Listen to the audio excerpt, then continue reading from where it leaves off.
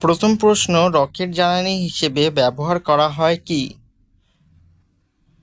এটি সঠিক উত্তর হচ্ছে, দেখো, রকেট জ্বালানি হিসেবে ব্যবহার করা হয় তরল হাইড্রোজেন এবং তরল অক্সিজেন।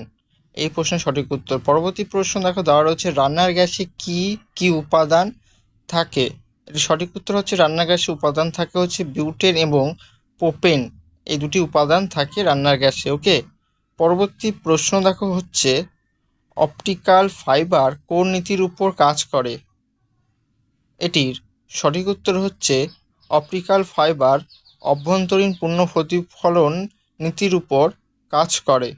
এর হচ্ছে সঠিক উত্তর। ওকে।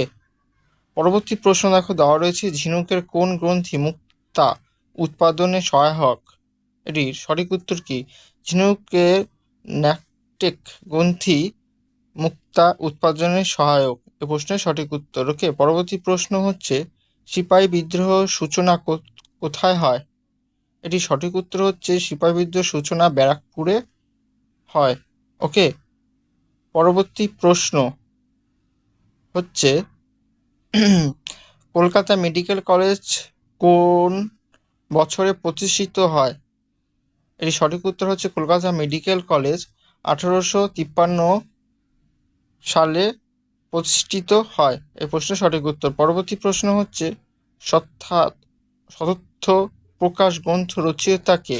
এটি সঠিক উত্তর হচ্ছে, শততথ্য প্রকাশ গ্রন্থের রচয়িতা হচ্ছে স্বামী দয়ানন্দ সরস্বতী। এ প্রশ্নের সঠিক উত্তর। পরবর্তী প্রশ্ন, ক্যান্টারবেরি কোথাকার তৃণভূমি?